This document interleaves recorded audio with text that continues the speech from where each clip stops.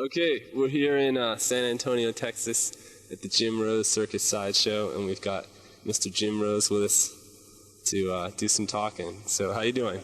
Doing great, Art. How's everybody out there in Texas? Hope they're doing good. Having a great tour this year. We've been all over Texas, doing really, really well. So we're excited. This is a new tour, right? Yeah, I got a lot of new stuff this year. And got a new video out on American Recordings, Jim Rose Circus Sideshow, so now you can faint in the privacy of your own home. 35 minutes on the edge of your couch. All right, cool. Well, listen, we got a lot of questions to ask Mr. Jim Rose.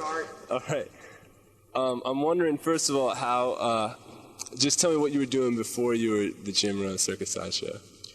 I was a street performer. I also performed in circuses in Europe. And right before I put the circus together, I was doing shows of belly dancers in a tacky Middle Eastern restaurant in Seattle.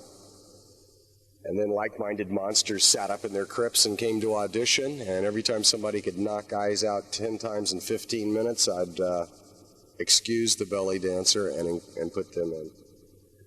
So you were doing it with a belly dancer, or it was just you and a belly dancer, or? Yeah, it was just me and 4 belly dancers. And then what were you doing with that? I was the human dartboard. I put my face in glass, let people step on my head, contortion, escape. So how did you first figure out that this was an ability you had, this sort of taking darts in your back and glass and whatnot? Well, everybody can do the stuff we do. You just have to pay the dues, you know.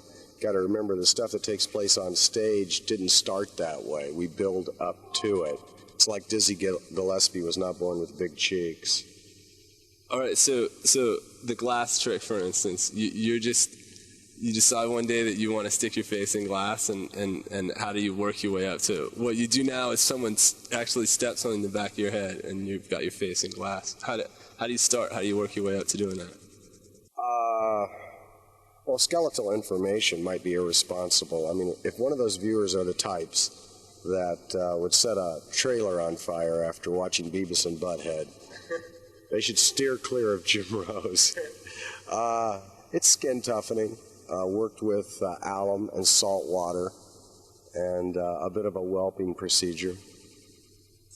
I'm trying to see if you actually have scars on your face from doing this. No, I've got bumps. I've been taking some nicks lately. I got one here. I got one here. Where else? There used to be one there, but I guess that one's gone away. I just recently got this one on the bridge of my nose.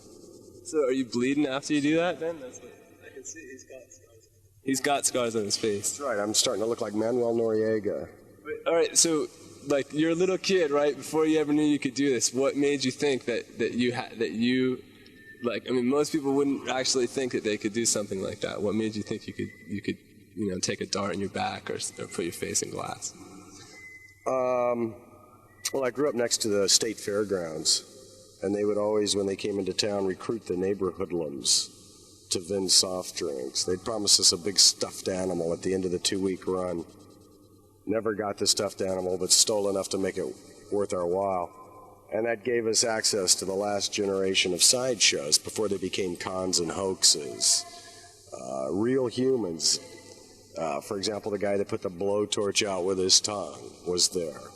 And that's what I took from, is the human marvels, not the deformed people or the cons or the hoaxes. And you saw them when you were how old and thought that was something you wanted to do? 10, 11, 12. You know, I just got intrigued by Insanity's greatest hits. I was just tired of stuff slick, contrived, choreographed, manipulated, predictable, clean. So I, wanted to go with something live, real, raw, and dangerous. It's got to be the oldest form of entertainment. A caveman hits himself over the head with a club. Other cavemen laugh. First, let me just get, what was the first trick that you ever did that when you were a kid, when you were doing that? I would lie on my back, dump milk in my mouth, and let a dog lick it out. I've seen that done, actually. That's a good... Yeah. They had that on Letterman's Stupid Human Tricks, but I was doing it years before then. Cool. All right. And then, is it true, so you met you've put together an incredible cast of people here. Are these people that you sought out, or did they find you? The shows I did with the belly dancers in Seattle were selling out. They sold out for months. People drove for hundreds of miles. And so the cast of characters that I have this year came and auditioned during that period. And it was really great because now it's known as being the greatest collection of odd humans ever to perform on one stage. There's some pretty phenomenal one-trick ponies out there, but there's never been an assemblage like this. So I'm proud to be part of that. You got a lot of attention when you went on tour with Lollapalooza. What do you think the links are between what you're doing? Something about what you're doing now seems very current and in touch with the music that's going on and even the movies and stuff. Do you have anything to say about that at all? Well, I think we provide entertainment like rock and roll used to be. The oohs, the ahs, and the faints. But we consider fainting a falling ovation. You did a video with Soundgarden, I saw. It's pretty cool too, wasn't it? Yes, I would recommend that video. We'll probably show it in part of this interview sometime. So do you think there's a link between? I mean, it's rock and roll and the current, say, the grunge music and things like that.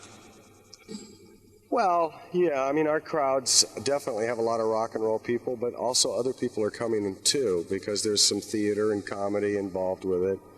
It's kind of an athletic event meets rock and roll, meets theater, meets comedy. It's pretty hard to categorize exactly what we do because we take from so many elements of entertainment. If you're going to be running videos during this, I also suggest the Butthole Surfers, Ministry, and Revolting Cocks. Oh, you could save a lot of time and put Jesus Built My Hot Rod on. I love that song. It's one of my favorites. We listen to it all the time in the bus. Oh, yeah. Yeah, Jurgensen rules. That guy's a genius. He doesn't even get credit for a lot of what he's really good at. I've read the lyrics, and few people ever get the opportunity to do that, and sometimes it's a bit muffled, but he's a phenomenal writer. And I don't think everybody knows he's a wizard behind knobs and can put together incredible sounds, and he's one of the most charismatic frontmen in the history of rock and roll, but he doesn't get the credit for being as intellectual and a great writer that he is. All right, an endorsement of Ministry and Al Jurgensen. Can't go wrong with Al, man. He belongs in this show, except he's so huge that he'd never, he doesn't have time to do it. But God, he's phenomenal. I agree, definitely. Oh yeah, right on, definitely. Doesn't get any better than that. What about you as a front man, though? I really like your rap that you're doing in between or during the acts. Like, I mean, is that something you developed yourself, or did you see someone doing that, or what? No, that's me out there trying to make atrocities palatable. How did you come up with, like, You Found a Home, Torture King, and all that? That's just something you were thinking about, or? Smoking a lot of pot on the bus, That'll do it to you. It's definitely, that's something you should watch for. Why do you think audiences are so attracted to this? I mean, if you describe it, like if I tell a friend I'm going to see this guy eat maggots and pump his stomach, it doesn't necessarily sound that, like, cool, but why do you think people are so into this? Well, they probably look at you like you killed the Lindbergh kid.